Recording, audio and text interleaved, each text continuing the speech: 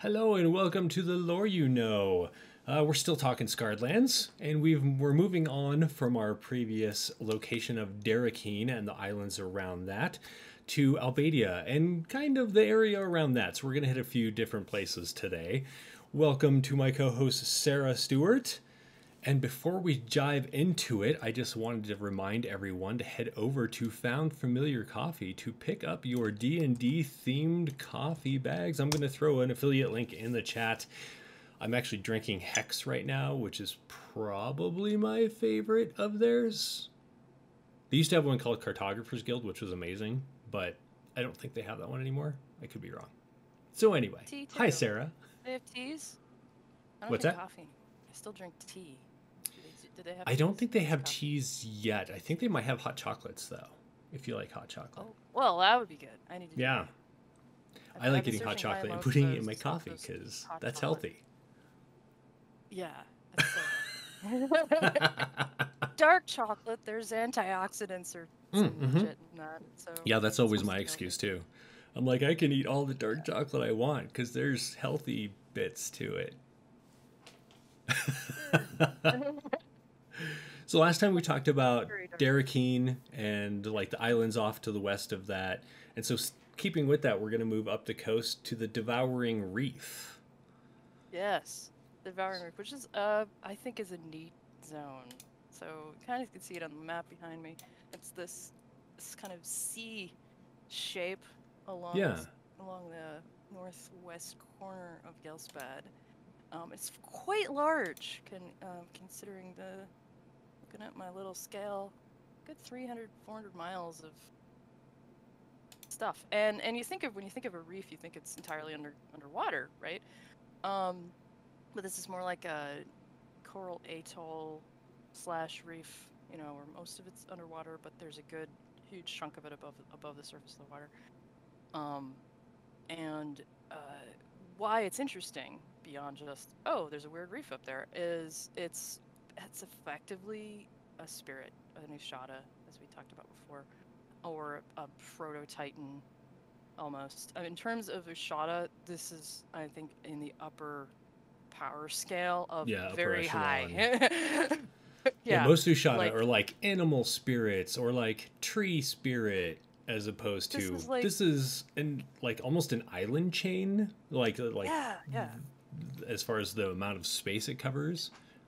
Yeah, and a bunch of things make this region particularly interesting. So the some implication is part of and you're going to hear a lot about Gorak this week and next week. When they defeated Gorak, which was in kind of this region, eastern Derakeen, Perforated Plains, Spires of Gorak, this region was where he was defeated. And then it ripped all his teeth out. And kind of, I'm mad at you, I'm ripping your teeth out. And just hucked them. You'd think, given that she was the Titan of the Earth, she would have been more concerned about where they fell.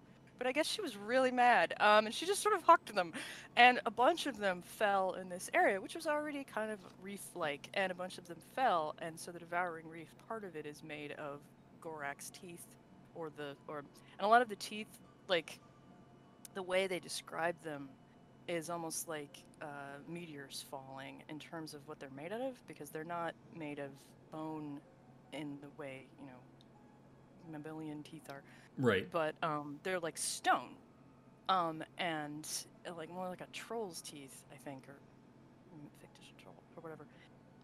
And so when they fall, they're like this, like basically meteors, because they're just basically, you're hucking sharp rocks, and a lot of them splintered as she pulls out the tooth and it like breaks in her hands, or breaks apart when it falls, or she just pulls out part of a tooth, like dentists, And I kind of like, how long did this take? Because he had like way more. He was like a shark. Yeah, we've talked about this before, where he had like hundreds of teeth or something like that. Rows of teeth. So it's like, that was excessive. And trigger warning for anybody who has dental. Right. So a bunch of his teeth fell in this region, and got kind of absorbed by this reef, and expanded it. And over the course of the next 200 years, bits of reef grew around it and made it nasty and weird and creepy and whatnot. And then 50 years, about AD 100, there was this. So Queen Ran is this kraken. We haven't gotten to the Blood Sea yet. We will get there eventually. It's this Titanic, like, proto-Titan. I'm gonna use that word a lot. Kraken in the Blood Sea, and she has a bunch of other sub-krakens who are other krakens who, like, work for her because it's a whole species out there. And one of them, Utakmu, Black Kraken, which just basically means a super colossal kraken, pissed her off and left. Or I don't know, she pissed him off. Something, they got into a fight. And he's just like, yeah, I'm leaving. He leaves the Blood Sea. And I don't know if he went around the north or the south, but he ends up at this reef. And starts basically going, I'm going to do what Queen Ran did, but over here. Right. Queen Ran has more of an influence because there's a lot more shipping going on and whatnot. The Devouring Reef, not so much in terms of a lot of shipping, because where are you going to go? There's not really, unless you're heading to Fenric, there's not really anywhere to go. But, and most people don't know if Fenric exists, so. But those who do go in this region, he does kind of what she does in the Blood Sea, where he's like, pay my fine, or you can't go through, pay my toll. Like a troll under a bridge, except it's a kraken by a reef. And he's like, pay my toll, and they're like, and its toll is, of course, outrageous, and most of the time he just drags the ships down, and they go and become part of the reef. So, if you're into, scuba diving and fighting monsters underground, or under the water, there's a ton of treasure down there. Yeah. So that's fun. And he of course has developed his own group of minions, dire sharks and ebon eels, which is a Scarlands monster, or I think that's a Scarlands monster. And I think they are. I don't recall them from like just regular. I'm pretty sure they are Scarlands.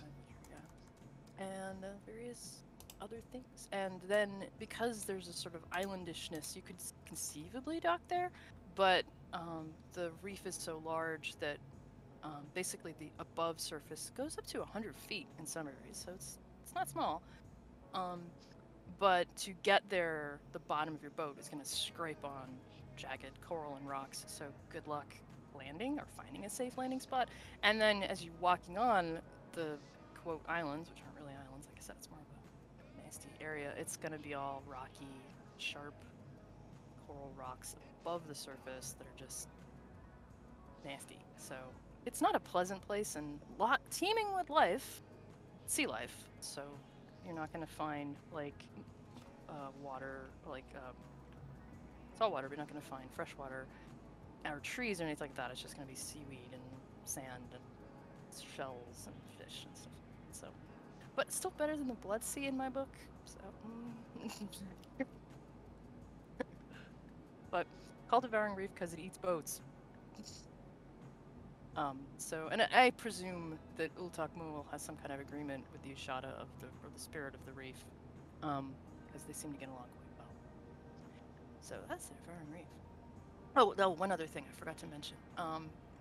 It may have been, this is a, tidbit. It may have been that the gods encouraged, or the gods and the Titans, encouraged the growth of this reef. Whether Deneb threw the teeth there intentionally is up for debate, but prior to the teeth landing, because the reef existed before then, it just got worse when the teeth fell. But there's this idea that they built it intentionally because underneath the water, right on that region of Ghelspad, there are Slaracian ruins, and presumably an access point below the reef to get into some Slaracian ruins underground. So they may have encouraged the growth of this very destructive coral intentionally to protect that zone and make sure nobody wanders into those ruins. Right. Do you know which ruins are there? Like what the name of that site is?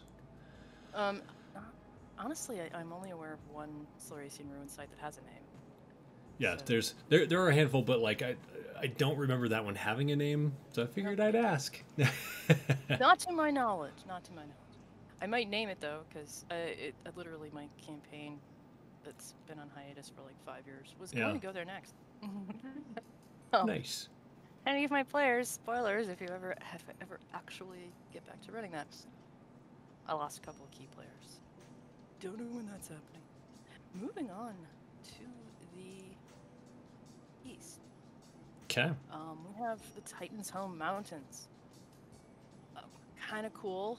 Uh, I hadn't I've known about this region, but reading about it and refreshing about it, there was more to it than I realized. I always thought it was sort of just gonna slap a name on that, Titans, come on, live here, and that's why it's called the Titanshome Mountains. But the implication is that this is where the Titans literally lived, all of them, or most of them, which is, I think, super interesting.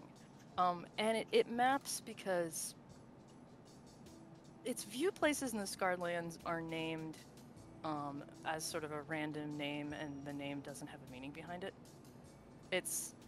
The writers were more, from what I gather, were more literal than figurative.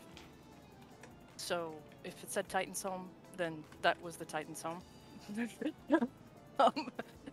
So I gather, because if you dig into the lore just a little bit, it's like, oh yeah, no, the Titans lived here. Oh, okay. And at least one Titan is entombed here as well. They keep implying that there's a Titan here, possibly a couple of Titans here. Since we know where most of them are, it doesn't leave very many. And my theory is it's Gorak, and they imply possibly Gormoth are both here. So that after Denna ripped Gorak's teeth out, they picked a nearby location and buried him under it, which is probably these mountains. And then Gormoth, they split in twain, crotched ahead, and then placed each half on two sides of a chasm, which is different than Gulthaga, who they split in twain and placed each half on the north and south poles. Right. And each have a G name. Both got cut in half. No confusion there whatsoever. Confusion there whatsoever. And it gets me is about this and why I personally, in my own, mythology, don't put Gormoth in the Titanshome Mountains, because there isn't a chasm. There are a ton of chasms in the Scarred Lands. You Right. can here see on, well, this map doesn't show because this map is crap, but, well, not crap. This map is not highly detailed, but there's in the Sweltering Plains, there's that chasm we talked about a while ago. There's the giant chasm in Fenric. There's the giant chasm in the Dragonlands. There's tons of giant chasms around. There's none on the Titanshome Mountains maps. There's nothing implying that there's one. So unless it's like we put each half on a mountain, I don't know where he would have been put. So my game, I put him in.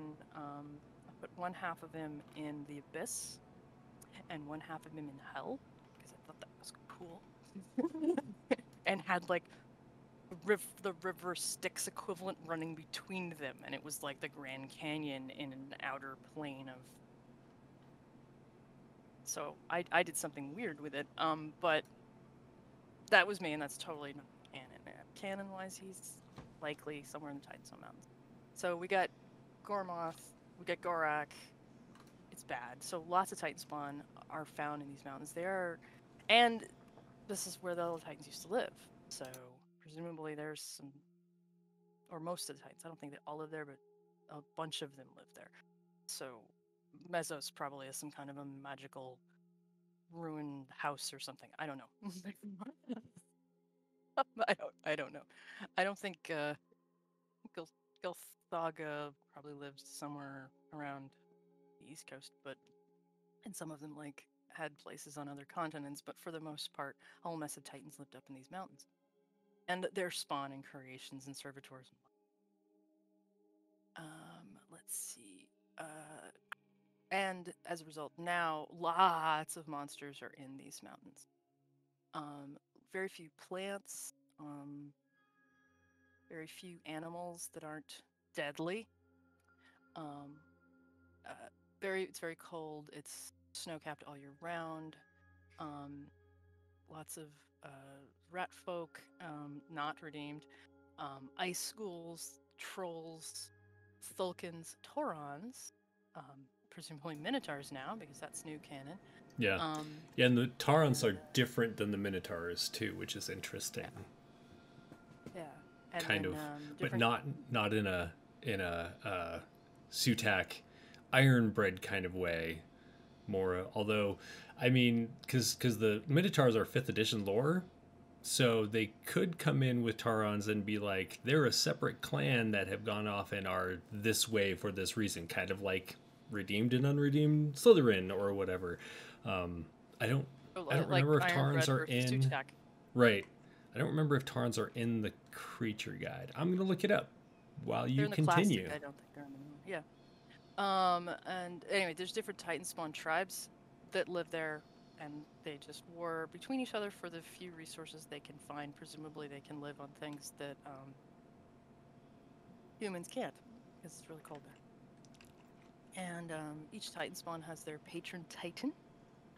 But Gormoth is one of the most popular ones, which again implying that at least his followers believe his body's there, and it's not clear if they've found it, which is the other reason why I suspect it's not there, because there's no indication that they've found it, and there's only so many mountains, and with enough resources, they should be able to find it. The followers of Gormoth also create this weird thing called the Twisted Path, which is this blood red snow path that kind of randomly to non-followers of Gormoth appears throughout the mountains. And if you follow it, it just sort of leads to death unless you're a follower of Gormoth. But they use it for themselves to like lead others of their group to certain places that they consider safe, their havens. But anybody who follows the gods is probably going to get eaten or destroyed by them in some fashion. So basically, if you find weird blood red paths through the snow, not footprints, but just like a line through the snow in the Titanshome Mountains, don't follow it unless you're intentionally looking for followers of Gormoth and badass. So very dangerous. And then this region in these mountains toward the southwest of the Titanshome Mountains, there's this area called the Gluttonous Caves, which the number of times I've almost typed glutinous caves. And just down the path from that is the gluten-free caves. Yes. Yes. So if you're celiac, don't go to the glutinous caves. Go to the gluten-free caves. The gluttonous caves, which again, further evidence that Gormoth is buried there. Yeah. Just caves that eat people. Okay, that's exaggeration. But only kinda. Yeah, only kinda. They don't literally eat people. But there's these nice looking caves, and you're going through the region, you're being chased by dire wolves, you need some place to hide, and you see these friendly looking caves that have these nice bushes around them, and not man-eating bushes, but normal ones, and you're like, oh, these look nice, we'll hide in here. And then they're never seen again. Because if you step more than, say, 40 feet into these caves, bad shit go down. And lots of theories as to what's going on in these caves. I think I have my theory because it ties into so much other lore on the Scarred Lands. And it's just maps, and a lot of the text supports this idea that under all the continents, but maybe not the Dragonlands, but definitely under Ghelspad, Asherak, and Fenrilik, possibly Termana. Definitely under those three, there are this network of underground caves, and I don't say it's basically the Scarred Lands Underdark. And because you're running a D&D thing, you need an Underdark because there's a whole mess of monsters that you can't use unless you have an Underdark, and also that's where the Sloresians come from. It's the Underdark. It's not called the Underdark. It's not technically a different dimension in the same way that the astral plane is, or it's not another plane, Yeah. but it definitely has other plane vibes.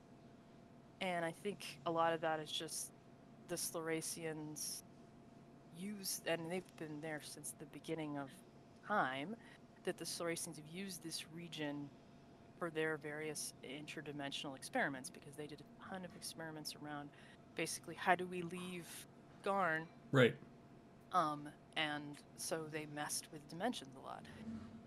And I think the Gluttonous Caves is, especially since it's so close to the Rotten Reef, which is another entrance to some kind of Slorasian ruin, is this leads to that labyrinthine, colossally huge underground complex that potentially spans continents. So I think you go more than 40 feet into this cave and you're in another, kind of almost another dimension, and you can get lost in the Thracian Underdark thing and get eaten by a number Hulk or something. I don't know. So I do want to throw out there that if you come out of the gluttonous caves and kind of that area around there, you might not actually be you, because there is a creature there called the Dark I was gonna Womb. get to her next. Yeah, and she's super sexy. If you're a slug, I mean, slugs. Oh, you're not talking Grethen. You're talking. Who are you talking? So the Dark Womb is a creature, and okay. if she eats a piece of, like, if she drinks your blood, if she eats a piece of your flesh, if she eats your hair, whatever, she can then essentially give birth to a clone of you, which she then sends out into the world to do her bidding and like bring more people in or do whatever. It is such a great DM plot point for, and I mean, random NPCs that might have been friendly to you that are now like doing weird things or something. I have one of these coming up in the I don't think they're watching, so the Curiosity Cache players might end up dealing with clones from one of these that has followed a character that traveled to this area previously. So a friend brings up, she is not unique. I use she in a way that they are all she's. There are multiple Dark Wombs. Although if you do Vengeance of the Shunned, there is a Gloom Womb, which we named that way for Pokemon reasons. Which is, I'm pretty sure he made, there goes my camera being weird. I'm pretty sure the Gloom Womb is unique. So it's like a powered up version of the Dark Womb. So yeah, one of my favorite monsters from that area. Yeah, there's another G that lives in, this is new lore. As far as I can tell, I couldn't find a reference. I couldn't find an explicit reference to her in the old lore. There's a creature called Grethen, and she would, in terms of the introduction of the concept of a lesser titan, she would qualify. And the other one would be Sporagos is a lesser titan. So not one of the original titans that nommed on the moon bajillion years ago. But she comes up in the new Scarlands player guide, both IV and Pathfinder editions. She was made by Hernruk and Kadum. So, and I think she was made well before the gods. So, no female titans involved. Clearly does not have the power of a god. Clearly some kind of creation like the Tarask or those. And I think Hernruk just went to Kadum and said, "Can you help me make something that will make things for me to hunt? Because I like hunting crazy beasties, and I want something to give birth to a bunch of crazy beasties. And I don't know how to do this lady business or something. I don't know.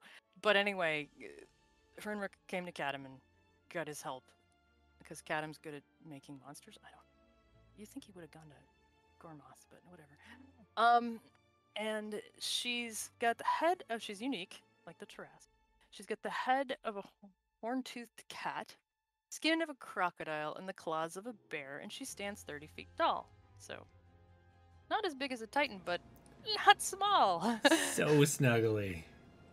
And she was designed to be the ultimate, basically she's, who's the Greek mother of monsters? She's like that.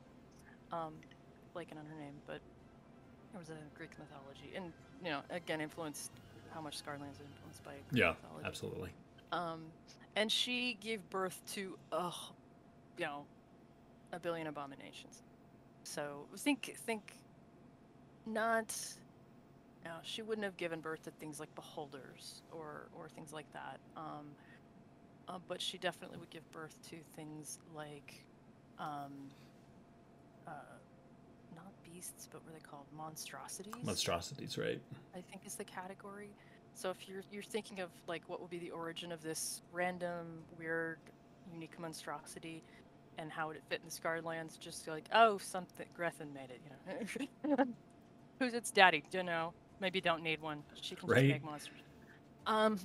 She's in a bad mood. She made another monster this week. So she might have probably been the source of a lot of weird creatures mucking about the Scarred Lands. Particularly in this region. After the Divine War, or in and around that time period, apparently 60 heroes went to her cave to kick her butt. 54 of them didn't make it. But they drove her from her cave, which was in the Gluttonous Caves area. And she fled further into the Titanshome Mountains, burrowed underground somewhere, and has since dug mazes and chasms beneath the surface, creating a labyrinth. So, influence that she might have had something to do with the various Tauron Minotaur races, or Unitar, all those various races, maybe, although Minotaurs claim they are created by Deneb, so I don't know. But, or at least Deneb has accepted them as her children. So anyway, she created this big labyrinth, and sinkholes form above it, and if you're wandering around in certain areas of the Titanstone Mountains, you could fall into a sinkhole and end up in a labyrinth with monsters in it created by Grethans. So that's fun. Yeah. And that could be a whole giant, horrible dungeon right there. Yeah. And there's fears that she's building up an army of monsters to invade the land and get revenge against those sad heroes who came to kick her ass. The 6 remaining ones. What was that? The 6 remaining ones. The 6 remaining ones, yeah. Like, I was amused with, 60 went in, 54 of them didn't make it. I'm like, wow. And these are, supposed to be, the heroes of the Divine, the guys who... Well, this is 100 years after the Divine War, so I guess they were the children of that. We want our own Divine War, so we're gonna go kill this monster in a small army. So yeah, that's the Gluttonous Caves. Am I missing anything? I don't think so.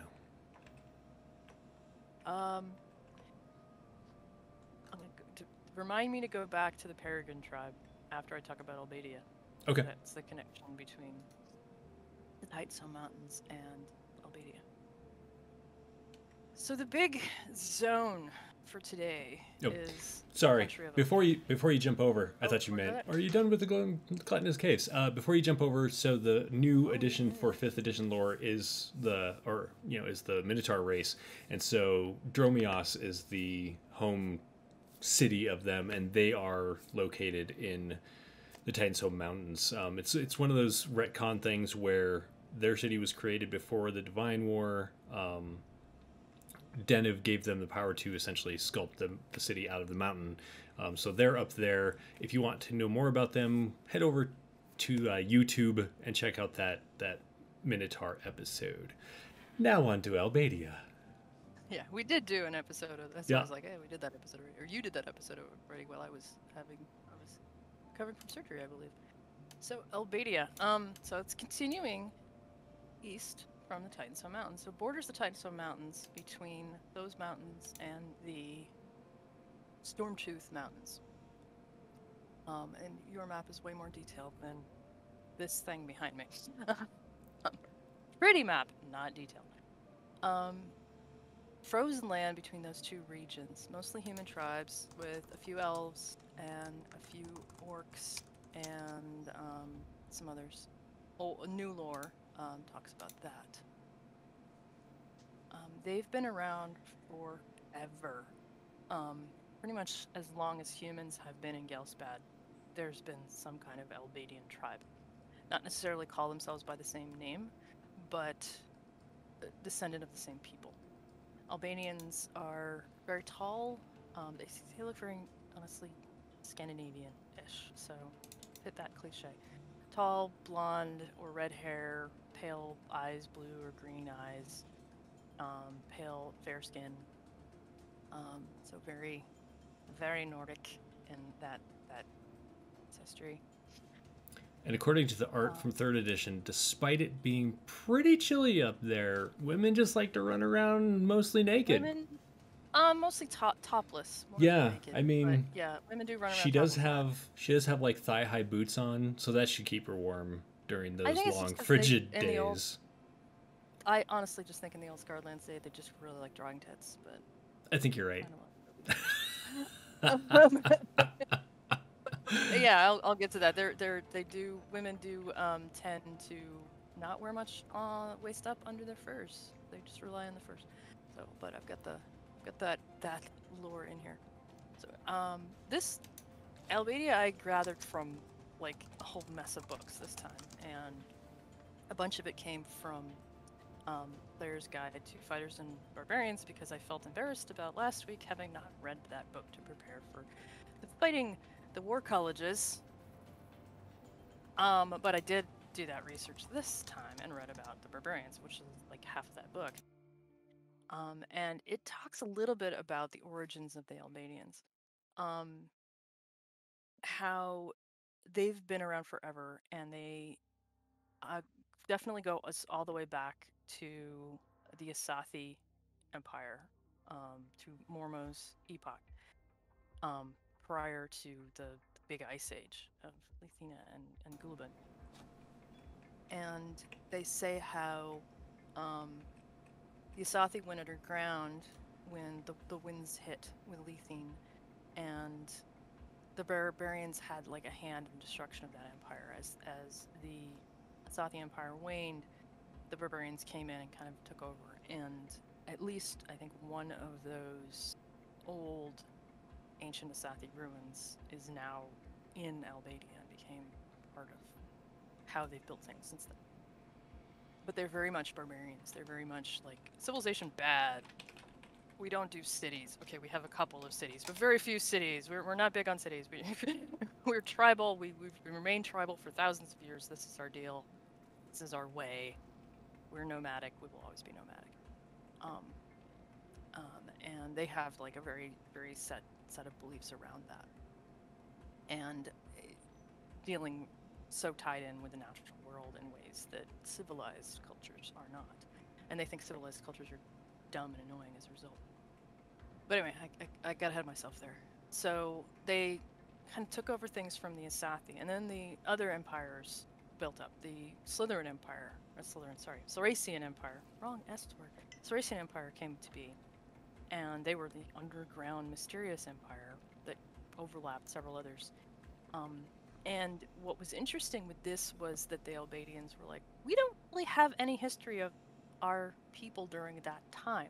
We know we didn't get it go extinct, so we know it was our people during the time of before with the snake people, and we know, we're around now, but we have no history. So we think maybe that we were captured or used by the Thracians in some way and enslaved by them during that era, because we have no recorded history, and we found the remnants of a recorded history from before that time. So where were we in those years?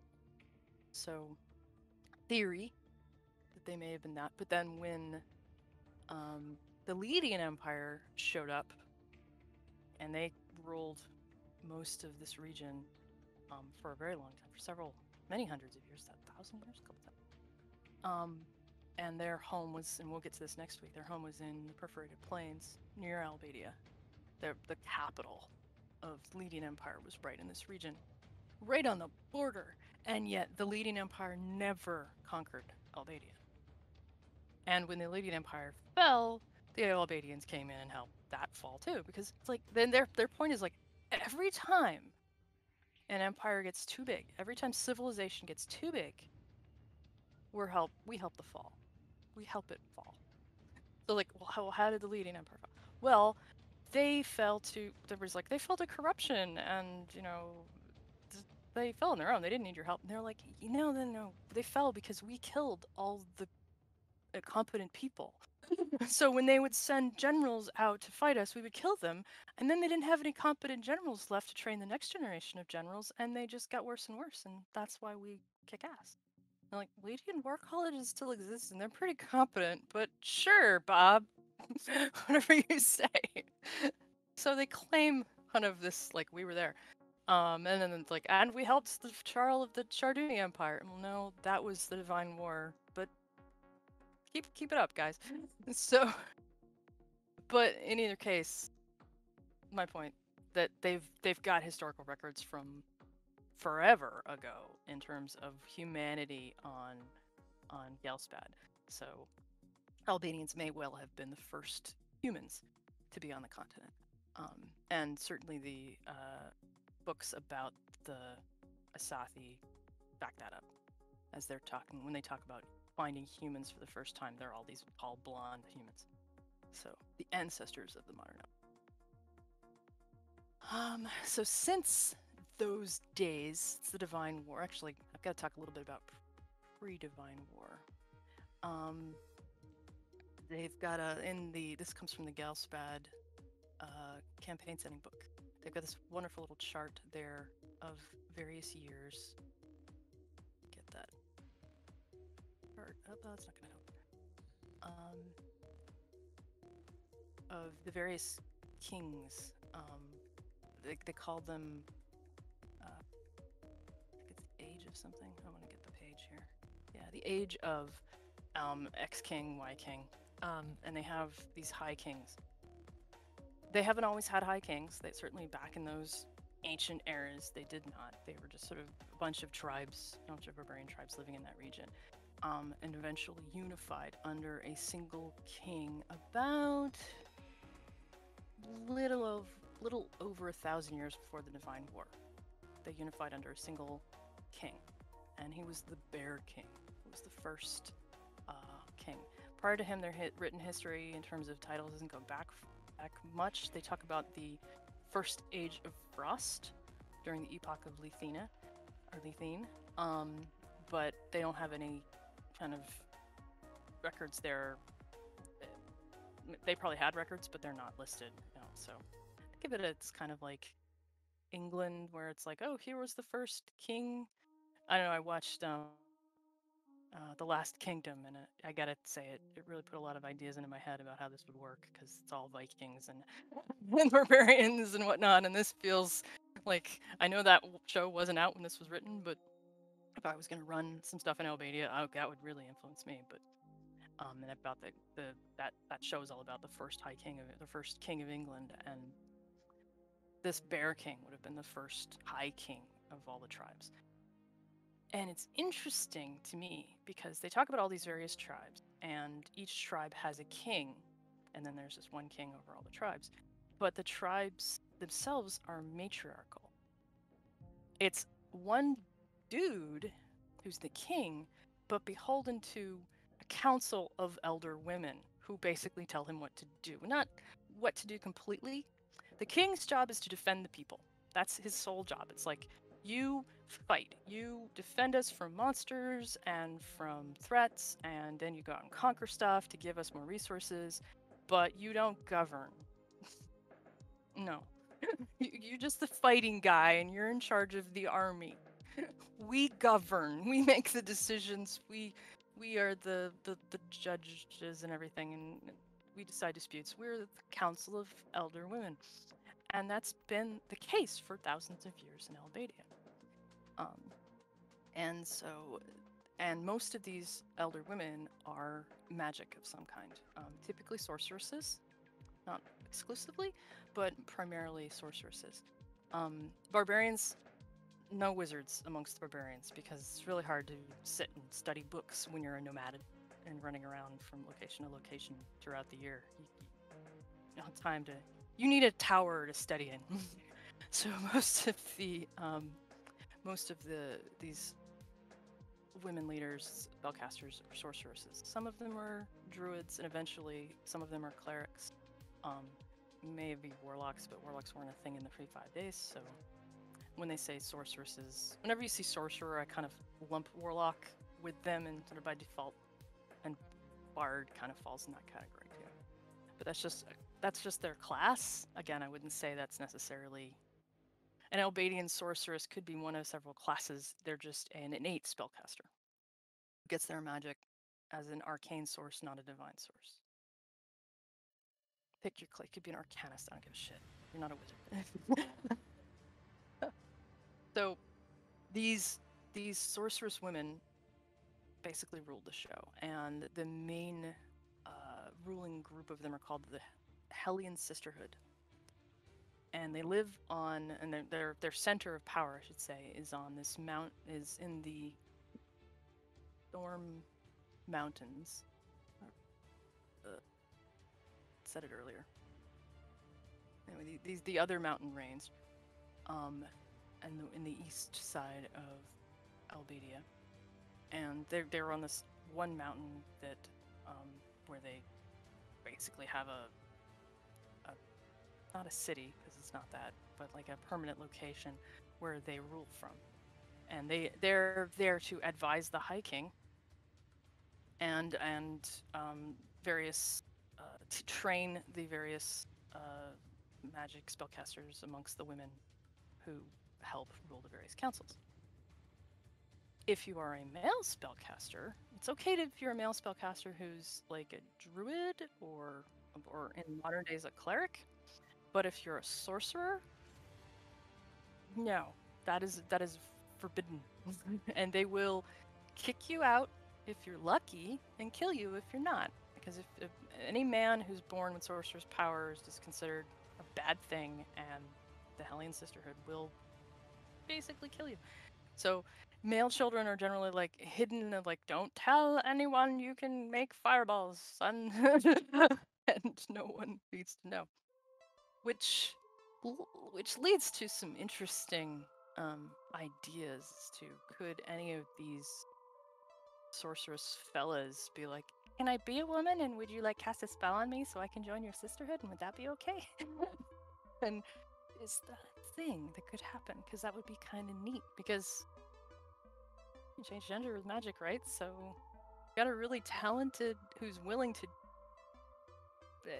there's some complex things that could happen with that, and vice versa. So yeah, you add kind of trans people into that category of how the Hellions work, that could be really interesting. So I don't know how we define that in the modern game setting. I know how I would, but I don't know. It's a challenge whenever you see gender divided stuff now in these game settings. So that they ruled for thousands of years, and in the late after the Lydian Empire fell, they were replaced by this empire called the Empire of the Wheel. Really small in comparison. Empire of the Wheel was around on the same time as the Chardunian Empire was starting to take over Ghelspad. And they pretty much ruled what's now the Perforated Plains, which at the time was called, not to be confusing, the Plains of Lead, which are now over here. This area had that name, and this was the Plains of Lead back then, because it was the Lydian Empire, or the hub of the Lydian Empire. So the Empire of the Wheel took over, kind of out of the ashes of the Lydian Empire, and they were a bunch of male spellcasters from Albadia. Basically, were like, they'll kill us if we don't leave. So they fled the country and went to this region, and were like, we're gonna do this thing, and they founded the Empire of the Wheel. And we'll get to that in more detail when we talk about the Perforated Plains.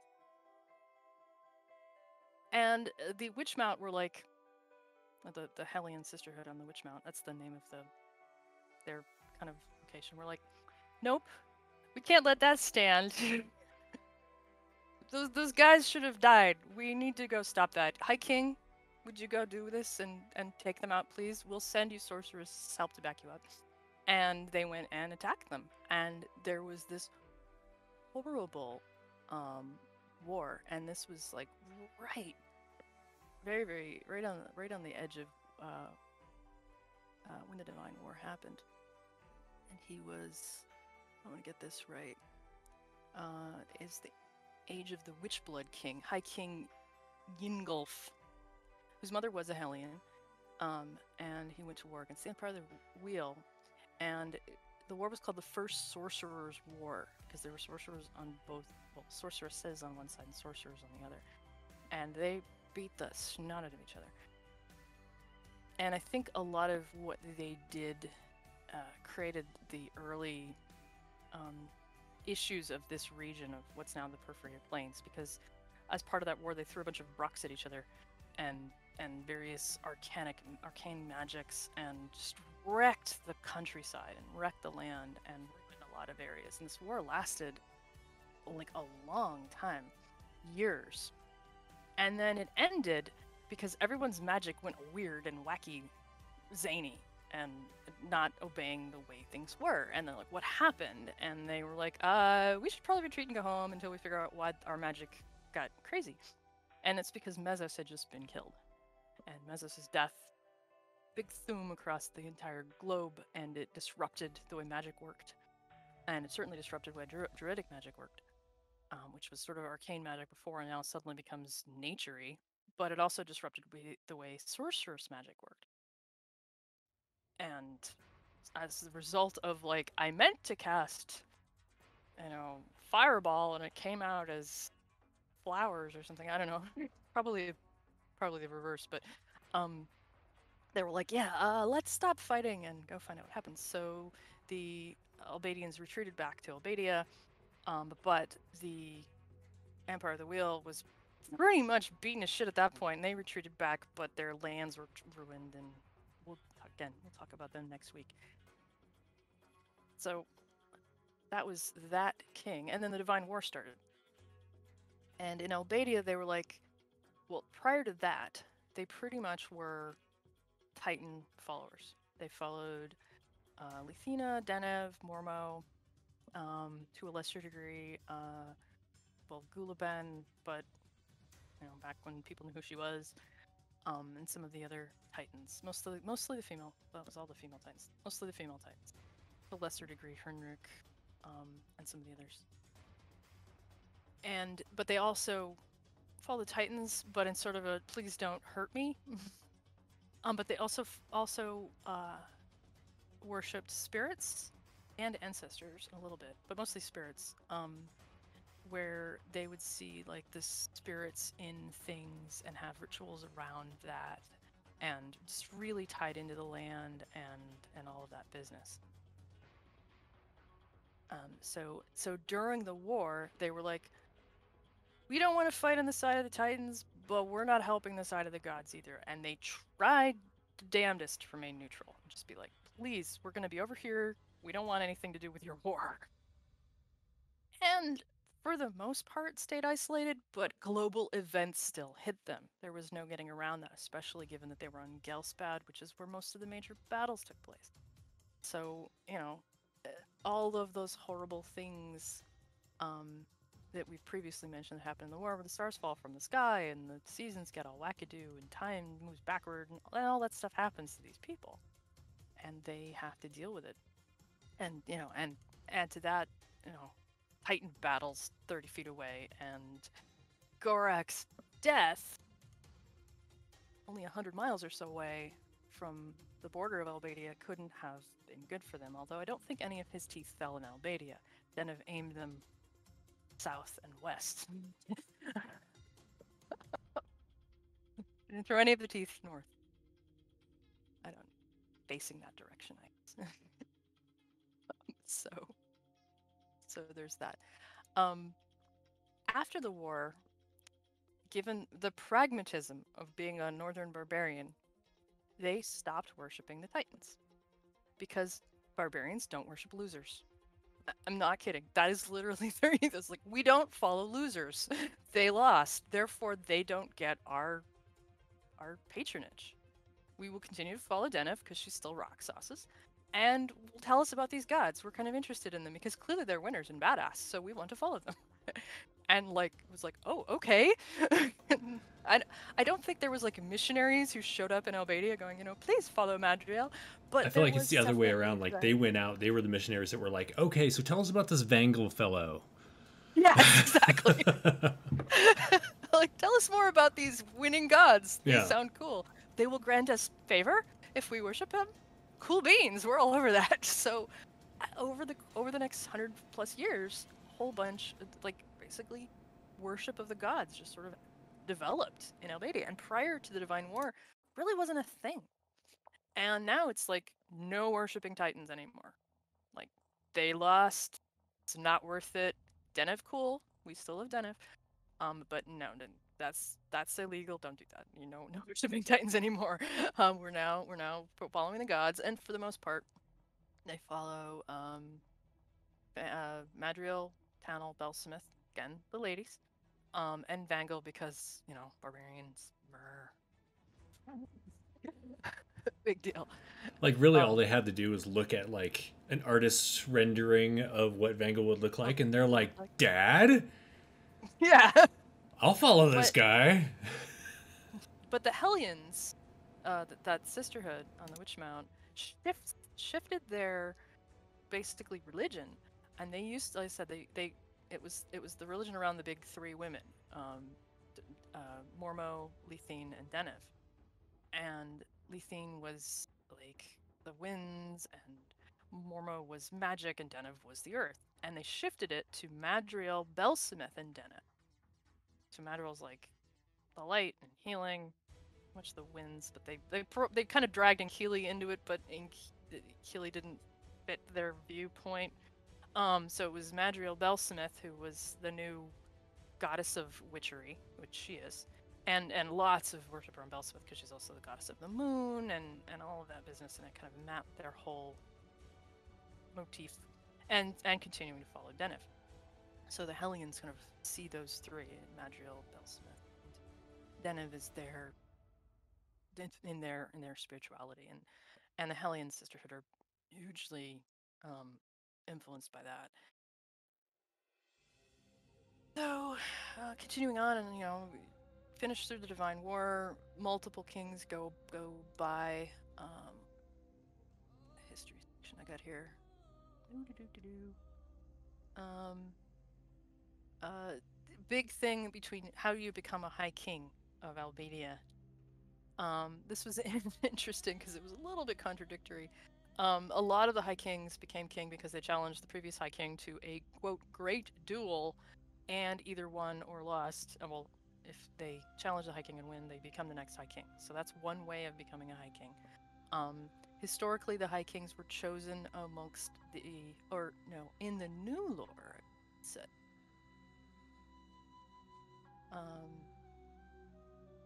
Let me get this right. Despotic monarchy ruled by great counts on the Witch Mount who check the High King's power. The High King historically chosen amongst the kings of the tribes, but in the old lore, it's more like he beat the ass of the previous High King, or maybe was the son of the previous High King who managed to hold the throne, and no one who challenged him won.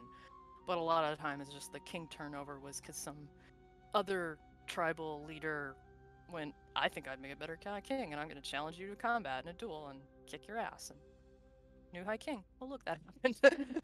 So, flips a lot. And post-war, in that 150 years is 1, 2, 3, 4, 5, 6, 7 High Kings in 150 years. That's a lot, really. You think about how many England has had in the last 150 years. That's a lot. To be fair, Elizabeth II has ruled a very long time. So, there's. But the most recent High King was interesting. The High King before him was Orgulf, the Hammer King and maker of walls. He was the first king who was really into let's start building cities because it's easier to worship gods in cities, and that's kind of it's easier to work with these other civilizations, these other other countries if we have some kind of location of trade that they can come to and we can bring our stuff to and meet with them and stuff. So they started building some cities. And originally, it was just sort of trading areas that just got big, and they put walls around it, and more people moved in, and people realized, hey, it's safer if you live here rather than nomading around the countryside, and you can have more kids and stuff, and people didn't die so much. So several cities were built, and there's all of 4 cities in the country of Albadia. So it's not like the 4 major cities, 4 total, period. Anything bigger than that is like a village or anything walled. And but King Urjulf, Orjulf,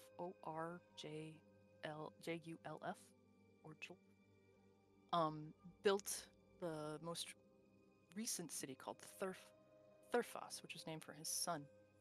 And it was like, hey, we're gonna, and he made it so much looking like cities of, I think they got a lot of influence from the city of Hadrad, like very, not in terms of culture by any means, but in terms of the way the city was structured and built, very influenced by that, minus the cliff and giant staircase, but architectural design and building design and whatnot, and the way they built their walls and things, influenced by that. And so he builds the city, and the Hellions were like, I don't know about this whole settling down business. We're nomads. This is weird. But they're like, okay, I guess. But then, not long after he built it, he and his entire family, and in fact, everyone in the palace but 4 people, died overnight, mysteriously. Don't know how. Total mystery. 4 people survived who were all prisoners in the dungeon and who had all gone completely mad, crazy, when they were discovered. So basically, people came in at the palace like, where is everyone? Has anyone seen the king today? They go into the palace, everyone's dead, except for these 4 raving madmen in the dungeon, and that's it. And everybody freaked out.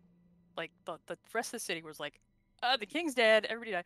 And so a bunch of people like left the city in fear that they'll be next. So the population of the city just sort of shrinks. And then an age of frost began. Every time there was no high king, they called it an age of, and it lasted more than like a week. There was an age, they called it an age of frost. This was the 10th one and the most recent one. And the city was empty and there was no high king. Till this dude named Thalos, the king and leader of the Frost Wolf tribe, showed up and proclaimed himself new high king. And he's like, I'm the new king. He goes into the city, Thurfas, and basically just takes it over with his tribe. Like, this is now, we're gonna hold it. And nobody said no. It was just like, okay. And he just took it over. And the Witchmount were like, who the fuck are you? And why don't you have a Hellion wife?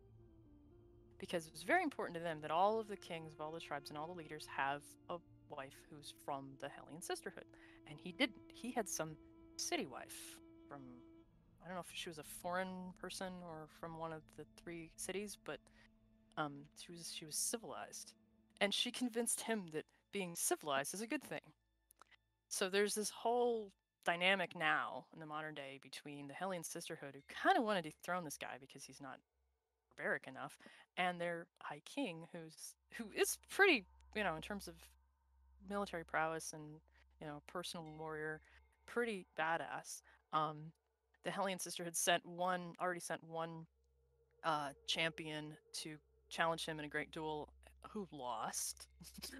So he proved himself militarily, and as a result of that, actually got even more power, because they're like, well, he won a great duel, so he's fair, he should have it. So the Hellion Sisters like, we should send another one in, but this one has to be better, so we have to train him a long time before we dare send him in, because we don't want to lose even more influence. So big issues between these 2 groups. So he rules that city, and there's 3 other cities I mentioned before, which are also kind of interesting because they're going into like, what does civilization mean for us? Because when you look at Albadia, it's almost like two cultures, because you've got the nomads, who's the majority of the population, who live in the Stark Mountains, and I'll get to describing those in a bit. And then you've got the city dwellers, who are very different. Who their cities, well, um, they look a lot like other cities in Ghelspad. Not identical. They certainly have a unique vibes that's very Albadian. But if you were to come from Mullis Town or Darrakeen or something and wander into one of these cities, you'd recognize the gist of it. Be like, oh, okay, there's the mill and there's the blacksmith and there's the temples and markets and whatnot. It would feel very similar, very familiar. Um, in terms of that, and technology not up there with the technology levels of like Calastia shells are, but certainly up there with some of the other smaller cities in more the northern areas of Ghelspad. Ones and most of these cities have their own ruling quote king and tribe, although not exclusively. Finn is ruled by a council of merchants who hold fealty to the High King Thalos. And they run all the Albanian caravans that travel between the various villages and other locations. They have these locations called waymoots, which the nomadic tribes use to meet with each other to trade. These permanent buildings, walled buildings, less a village and more just like a lodge they would show up at and be like, "Hey, we have fur. Do you have mushrooms? I don't know, goat meat. We'll trade." Wives. That's so they run these caravans between the villages and the waymoots and the cities and all of that, and thus King Thalos has kind of control over them and control over trade. So again, where his power extends. There's city of Yorek, which is also called the city of the academies. This one's neat. Ruled by King Tomanin, but he doesn't have a tribe. Like most of the kings are king of a tribe, and he's just a king who rules a city, but he's a city, but not a tribe. So that's like weird. But he has ties to civilization outside of Albadia, including two particular organizations, power influence throughout all of Ghelspad. The Scaled, who Jeremy, you know probably more about the Scaled than I do. So even though I'm playing that character, I haven't looked that far into it because we're not doing anything storyline with it, so I couldn't tell you more about the Scaled. Basically, they're continent-wide thieves guild. Yeah, and all of their thieves are like trained in magic. And that's really like Yeah. the gist of what they are, but they're not like oh crap, what is the assassin guild's name? Cult of the Ancients. Yeah, Cult of the Ancients. So they're not like that. They don't have like that kind of power, but I feel like they are growing their influence. I am the expert on the Cult of the Ancients. Various reasons, which we can do an entire episode on the freaking Cult of the Ancients someday. But yeah, the Scaled. So there's a Scaled Academy. That's called the Academy of Adventurers. But it's like underlying. It's like we also teach people to join the Scaled, and so you can go to Albadia to learn how to be a spellcasting thief. Is one of the two academies. The other one is called the Courtesan Academy. Which is like, okay, you go to Albadia to learn to become a courtesan, and you think of courtesans, you generally think of Shelzar. And yes, courtesans of Shelzar go all the way to Albadia, thousands of miles away to train, which is kind of interesting. And this is the home, really, of the training place of the courtesans of Idra, the goddess of getting down. And that's kind of wild. And because the courtesans of Idra actually started in Albadia, even though they're more well known in places like Shelzar or New Veneer or more hedonistic areas, but they started in Albadia. Thus, the topless lady in the picture of all the people, where the courtesans of Idra come, and that's why a lot of courtesans of Idra are tall blonde ladies. They're Albadians in origin. So that's that city. And then finally, city of Horat, which is the youngest, says the youngest city. So actually this city is even newer than Thurfos. So prior to Thurfos, there was like 2 cities, unless there was a city that fell or something. There's like 4 today. And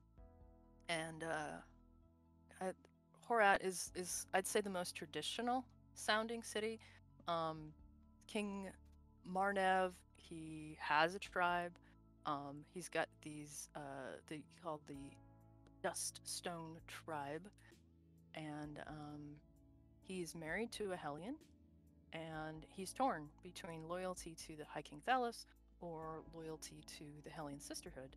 So he's kind of, if there was a civil war in Albadia, he'd have a hard time picking a side. So will there be a civil war in Albadia? Not yet, but could there be? Hey, that could be a cool plot. There's too many cool if we had like everything seeded happen in AV 150, it would be more disruptive year than any year in the entire Divine War put together, I think. I mean, like there's so many seeds. You'd have to really stretch all of these seeds over the course of like a century. There's so much of them. But Albanian Civil War could be another thing that happens in AV 150. So that is those are the cities. Now I'm gonna kind of roll back because the cities were kind of progressed from the history. But let's talk about the rest of the nomads and the geography and the culture and all of that around that. And because not just these human barbarians either, too. Where was I? So you got all the cities are around the river, which defines the southern border of Albadia, separating it from the perforated plains, which, as implied, is a very, very nasty place. So it's good that there's this river there. There are no bridges that cross the river, just for defensive purposes. They just have these very well defended ferry stations with big walls and towers and whatnot around them, scattered along the river to cross for caravans and trading and whatnot of people who actually managed to get across the perforated plains. And also in the region, there are 2 small forests. The Amber Wood, named because there's amber in it. Amber is a very popular gemstone. I guess you'd call it a gemstone. Very popular decorative stone that is used in a lot of Albadian jewelry and artwork. Because there's apparently a ton of amber in the Amberwood. And there's wood elves who have been living in the Amberwood for centuries. Way, way, way back in the day, Albadia and Veritray were more closely allied. Not so much in modern day, but wood elves that originated in the Ganges moved there centuries ago and now are pretty independent from the wood elves of the Ganges. They're just on their own out there. So they make up the majority of the elven population in the overall country of Albadia. The other forest is the Valthas wood. A lot of prosperity comes from that forest because the lumber is so valuable, more so than in the Amberwood. But also, that forest is sacred to Belsmith and is inhabited by lots of lycanthropes, and Belsiping worship centaurs and fae and all sorts of spider-eye goblins and lots of dangerous stuff in that forest. Getting the lumber can be quite dangerous unless you're followers of Belsmith and knows how to deal with the various beasties found there. So I think Hellions who worship Belsmith probably can go like, hi, we're getting some trees, don't bother us, you know. I guess. I don't know. But it's centered sacred to Belsmith. We also have let's talk about the Southlands where all the cities are. Then there's the high snows. which is the tundra region to the north. When people think of Albadia, this is what they think of.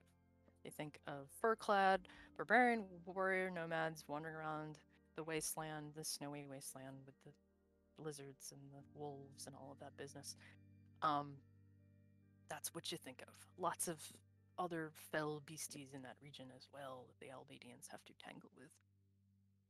And then, as I mentioned before, there's the Witch Mount, which is in the Stormtooth Mountains, home of the Sisterhood, who carry on the cultural identity, history, and traditions of the Albadian people. So they're the reason that they know the Albadians were around back in the day and all of this, because they keep extensive lore.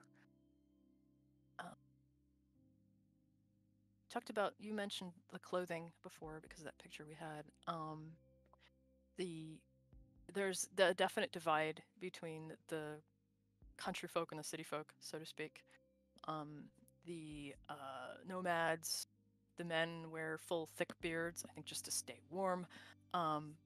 Both men and women have long hair, usually braided, dress in fur and leather, with fur-lined clothing to stay warm. They have words, and I don't know if these are real life influenced or something people made up for the Scarred Lands, but the men wear these sort of I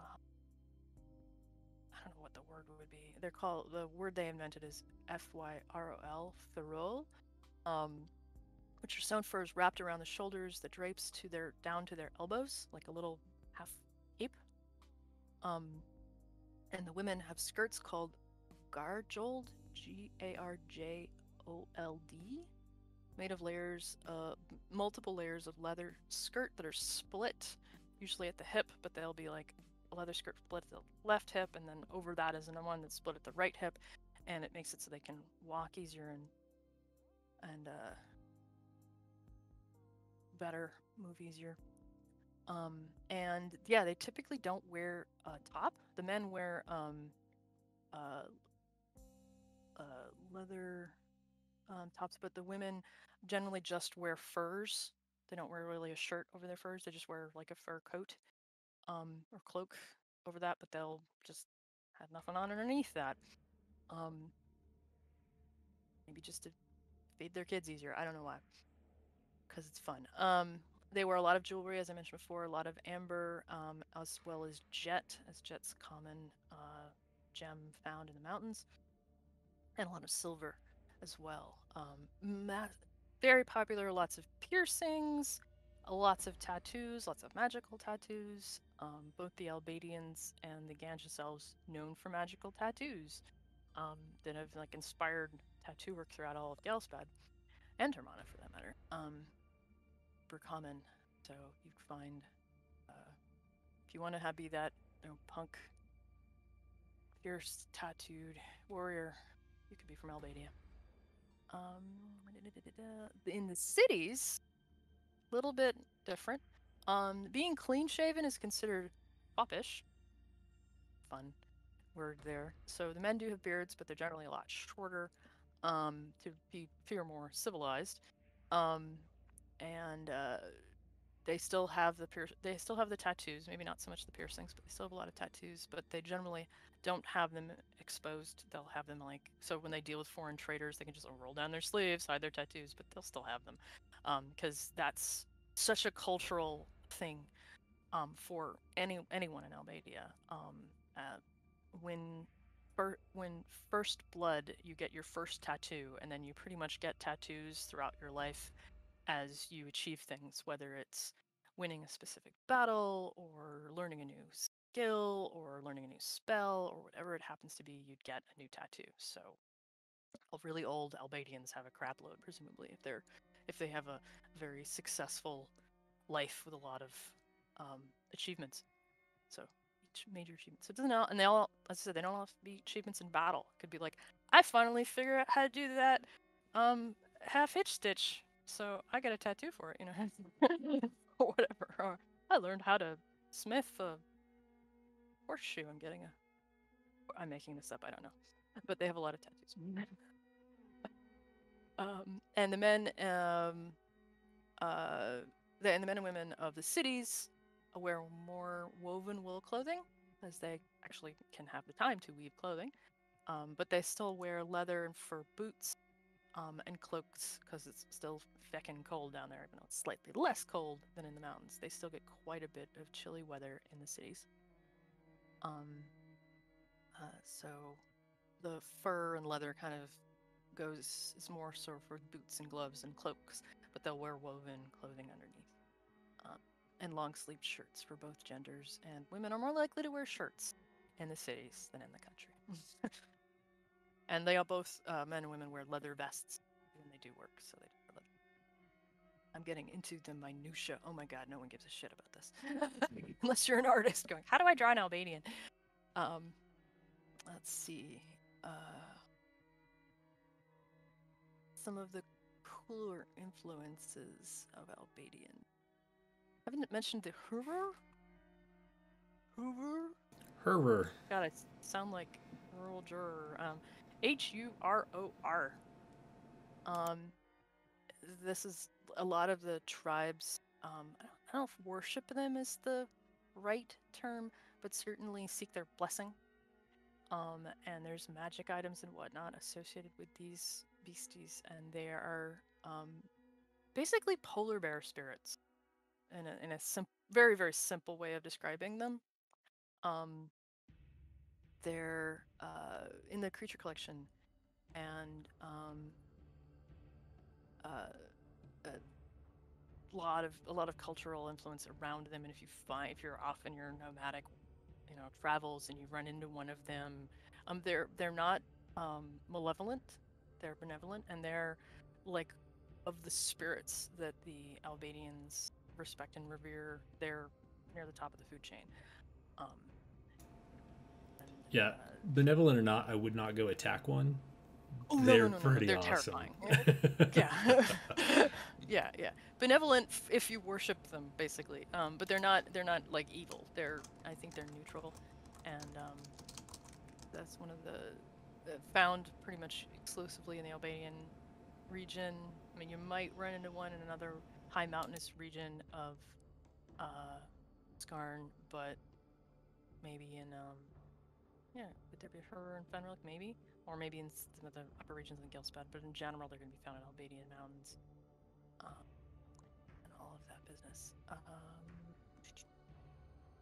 Scrolling through my notes, did I miss anything else really important before I get into that tribe that I mentioned earlier?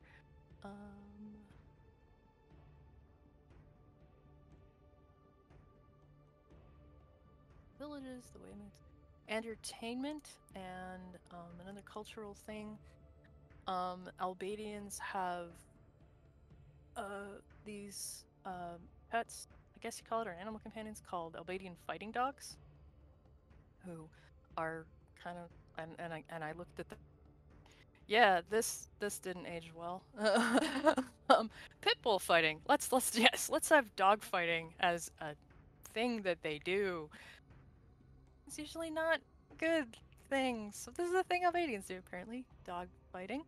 So that's not a good form of entertainment that they have. But they also have lots of bards and warrior poets and big oratory storytelling and whatnot.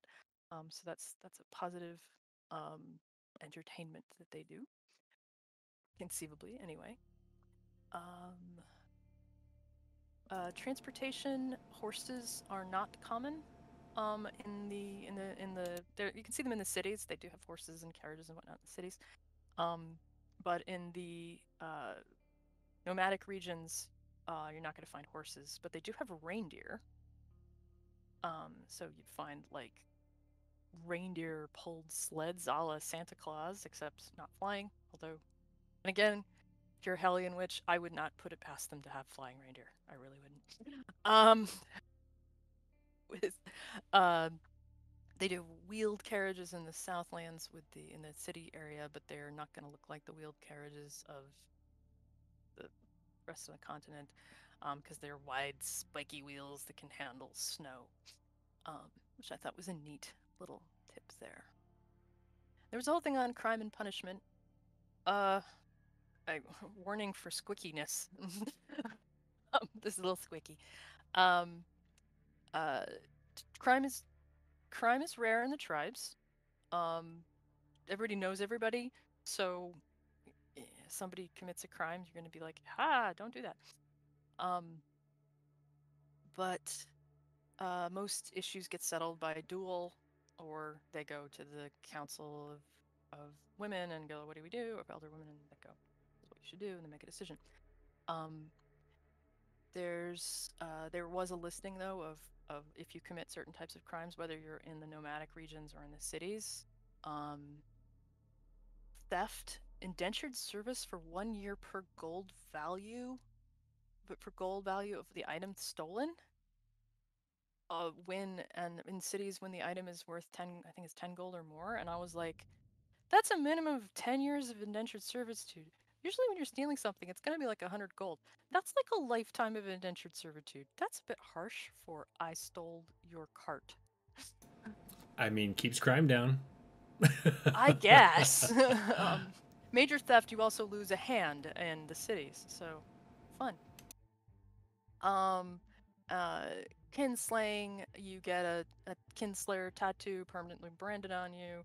That's a fun. Or in the cities you're fined, and and half your fine and your fine double the value of the thing that you. No, not kinslaying. Sorry, that was destruction of property. I went to a different topic. Yeah, destruction of property in the cities. You find twice the damage of the thing you destroyed. Half of that goes to the person, reimburse them for what they lost, and the other half goes to the government as a fee. Then finally, and then murder in the cities, you just get disemboweled. But consorting with Titan spawn, this was the quick warning issue. Consorting with Titan spawn if you're in the tribes. So if you went off and made friends with those spider eye goblins in the forest, this could happen to you. It's called the Blood Eagle punishment. They pull your ribs apart, rip your lungs out, and sew them to your back like wings of an eagle. Ugh. Barbarian Albadians. This is where that reputation comes from, clearly. So there's that. Yeah. So, who wrote this business? Okay.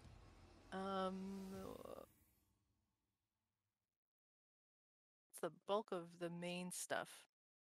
Did I miss anything? Otherwise, I'm gonna go talk about those that tribe that I mentioned Yeah, earlier. let's talk about the Peregrine tribe. Peregrine tribe. So Peregrine tribe is touched upon both in the new lore and the old lore. The new lore is just like they're a tribe somewhere. It's a thing. And the old lore is like a whole huge section.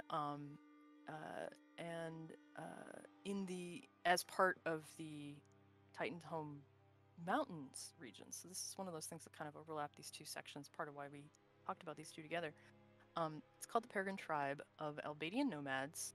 And they're nomads that travel from the western side of Albadia into the Titanshome Mountain and kind of make their nomadic route between those two regions.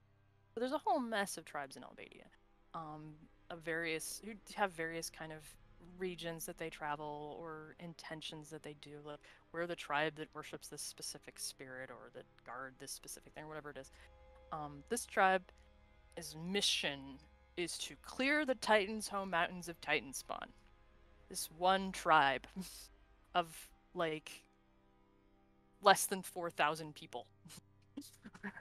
So they're not expecting to actually succeed, but they're making a little dent, killing Titan spawn. I mean, I would say that they think they're going to succeed. Realistically, are they going to? Probably not, but they absolutely would be the, yes, we can do this. Yes! At least we will take that mountain right on the eastern edge of the Titanshome Mountains. And they do. They actually do succeed in like grabbing a small region every year. So they do this in a cyclical way. Is they will declare a campaign, which can last anywhere from 2 to 10 years, to say we're going to take this region, and they kind of map out this is the bit we're gonna hold. and they go in, and because of how they can travel, because it's really, really hard to travel, and in the wintertime, they usually stay at one place for the cold months, and then during the summertime and spring and fall, they run their campaign. So they will go out and pick this region and like grab bits and hold them and destroy all the Titan spawn in that region, and then kind of expand a little bit more until they've kind of finished what they feel is a campaign, and then they'll regroup and they'll pick a different area, and that old area will eventually get repopulated by Titan spawn, because they never can hold it very long, because there's like less than 4,000 of them, so there's not much they can do. It's also They kind don't of a have. terrible, like, it's a, hooray for them for wanting to go do this, but it's also a terrible, like, plan, because they're like, hey, we just cleared this out, let's go, let's leave, right? We don't need to leave, we don't Yeah. need to put any defenses to keep them out, they're gone. That's not Well, they really don't how have things the work, then they just resources come to back. build defenses. It's like, what are you going to build? Yeah, yeah. Because because they also have to eat and stuff. So and have kids and do all the other things. Because it's not like the entire tribe, will be in the region, but they'll send their warriors out and they'll go kill a bunch of, I don't know, Vengarak or something in this region, and they'll come back and like, we're having Vengarak for dinner. God, I hope they Blech. make Vengarak for dinner. That would be really awful. But you know what I mean. Or I don't know, some kind of monster. Pick your monster. We fought this ice school or this ice giant or something. And then they'll come back and celebrate and all of that business. So what I loved about this tribe, it's a unique culture, unique to Albadia. I have not heard of anyone doing this, which I thought was really fun. Is how did they deal with their secession for tribal king or tribal leader? As I said, most tribes are led by a man who's leads the warriors, and then the women council runs the business, the governance, and all of that business. And they still kind of work that way, but it's not, and it's still run the governance is still by spellcasters, and there are no male sorcerers. But the king is not always a man. In fact, it's only a man half the time. And the way they determine their tribal leader or king or monarch is the monarch will choose a spouse who's younger, significantly younger, who becomes their heir. And when they die, their spouse, as they get older, picks a new spouse who becomes their heir. And that's the way they've done it for a very long time. Not clear how long, but a very long time. Hundreds of years, maybe. I don't know. Well, at least the last 150 or so that they've been doing these campaigns in the Titanshome Mountains. Post Let's Go Kill the Titan Spawn, post Divine War. So wild! And also the monarch, generally their primary council will make up of folks of the same gender. So when it's a queen, most of the council members will be women. And if it's a king, most of the council members, minus the spellcasters, will be men. So that's wild. So it's like this gender flip every 30, 40 years or so. But they're training their spouse to take over. And it makes me wonder, like, do they have romantic relationships with their spouse? They don't talk about children. So are they married in that sense? Or just married and this is like not clear. So it's kind of interesting. If on the off chance that a leader dies before choosing a spouse, or if they both die at the same time, for whatever reason, then the next leader is chosen from the younger brothers, sisters, nieces, or nephews of the last chief, not their children. So to me, it tells, do they not just have children? And given the giant age gap between them, maybe they don't, because maybe that would be squicky or inappropriate. It's interesting. It's like, how does this work? Wild. And also, like, what if one of them's gay? Does that mean we'll have 2 kings in a row or 2 queens in a row?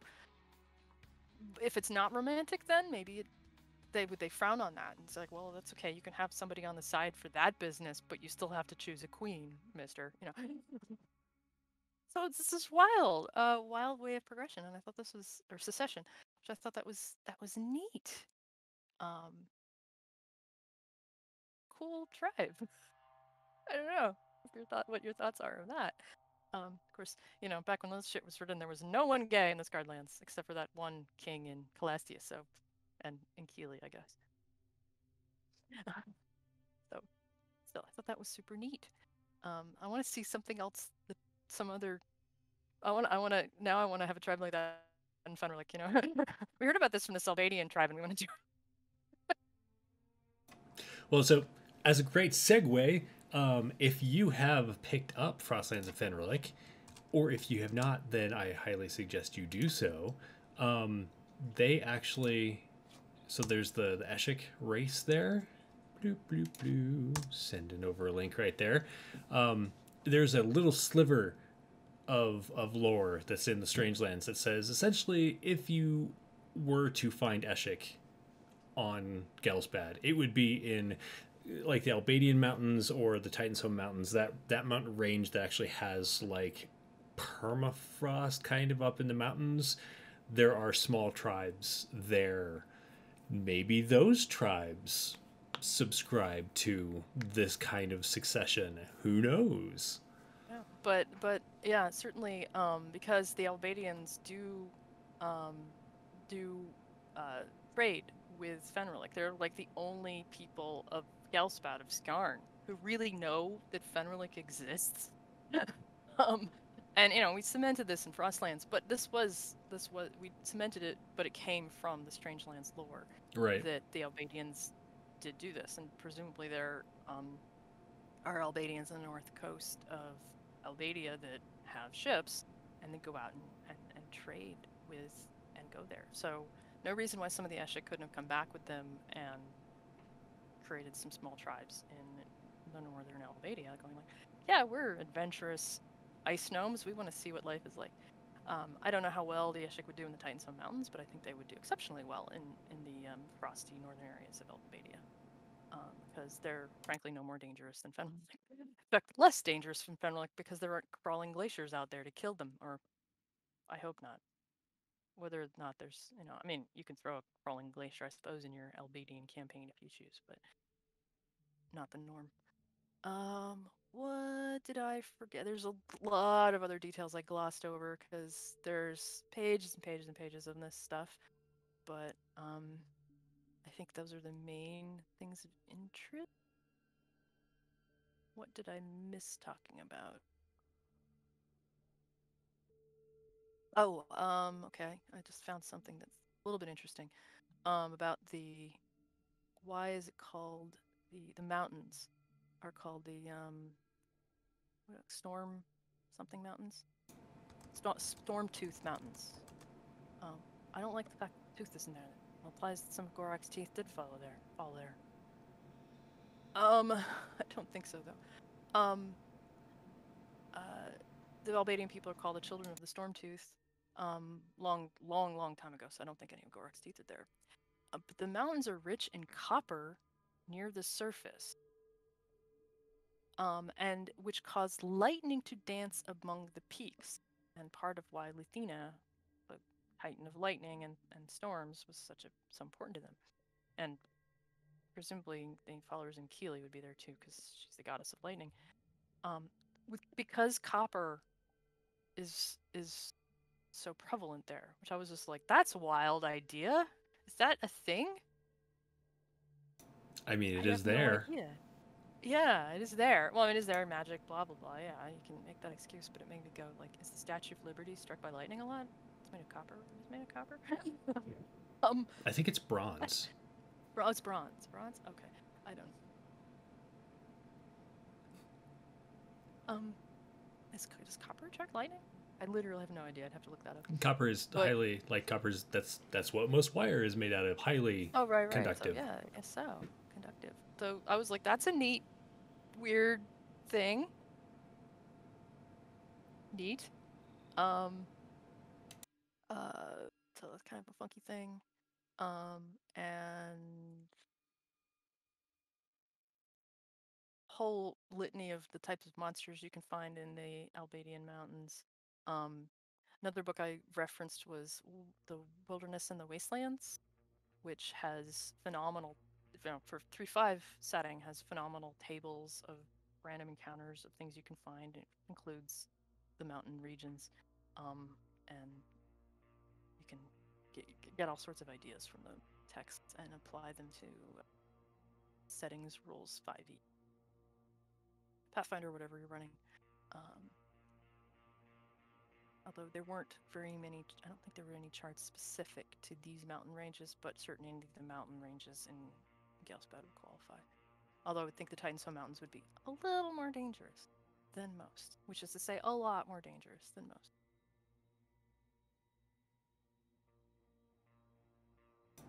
Oh, right, okay, there's one other section, although I think we want to wrap this up soon, which is the Player's Guide to Fighters and Barbarians had this whole giant section of barbarian lore that doesn't exclusively apply to the Albadian barbarians, since there's a ton of barbarian types across Ghelspad, from orcs to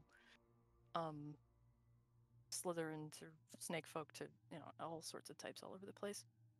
But this little nugget did come from mostly from Albadia. The barbarian beliefs. It's a list of this little litany. I think it's a good place to wrap things up. These barbarian beliefs, which I thought was just cool. The world. There's 7 things that they kind of wrap their philosophy around. The world is one, which basically means everything is part of one thing and everything ties together throughout the world. 2, nature makes no mistakes, which means every creature can make a bad choice, but consequences of that are part of nature. And no matter how much you thrive or how badly you err, good or bad, you will die in the end, no matter what. So there it goes. 3, everything talks. I like this one. Everything has a spirit. They talk even if you can't understand them. So there's spirit in the rock, there's spirit in the tree, there's spirit in the brook, there's spirit in you, there's spirit in the wolf, there's spirits in everything. 4, everything has its place. Each thing you encounter is superior or inferior to you. Even the spirits work this way. There are powerful spirits, there are minor spirits, there is a hierarchy. Each thing is part of some greater thing, some greater hierarchy. 5, there's 6 things, not 7. 5, you are doomed. What you do about it is up to you. You decide what you do in the life that you have, but this is the life that you have. And last, all authority must be earned. If you want power, you claim it, but be prepared to face the challenges involved when you do, because only one wolf leads the pack. I loved this whole ethos around this. It was pretty fun. And I want to give a tip, a hat tip, written by Bruce Baugh, who wrote this section, and developed by Joe Karakar. So kudos to those guys who came up with this in, what was it, 2003-ish. I thought that was pretty neat.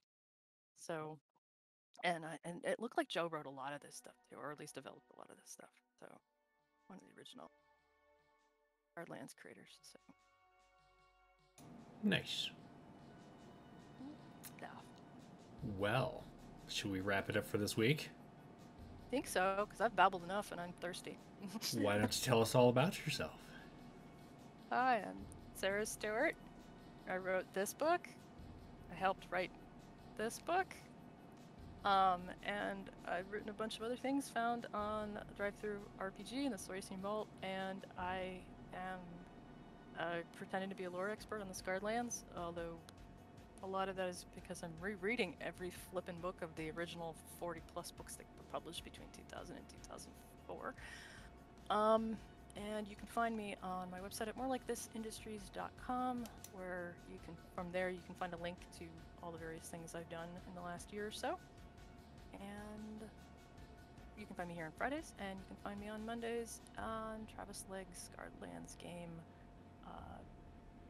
Family Affair. Yeah, which is here on Twitch at Plastic Age Plays. I think it's also on the Onyx Path channel too, on Twitch. Yeah, you can go over there and watch it. Yep, for sure. Yep. Sweet. I also host it on this channel if you want to watch it on this channel. Today's show really had a lot of things that could be fleshed out for 5e, and so if you have ideas as viewers, if you want to go and write your own stuff and publish it and make a little money on the side, head over to the Silurian Vault, which is part of Drive-Thru RPG, and write it up and publish it. You don't have to pay for a license. They just take a small cut of what you are selling, and you get to spread the word of the Scarred Lands. So it's pretty cool. I'm Jeremy Hochhalter. You can find me here on Twitch on Fridays with Sarah, Mondays over on Travis's channel Plastic Age Plays for Family Affair. On Wednesdays I'm in a Final Fantasy XIV inspired actual play called Academia Chronicles of Porta Temporia, which is a hoot run by Chaz Calendar. Over on Twitter, follow me at WH Pubs, or on Facebook, WH Publications. Thanks everybody for watching. We'll see you next week when we talk about the Perforated Plains. Yay! Take care, everybody. Bye!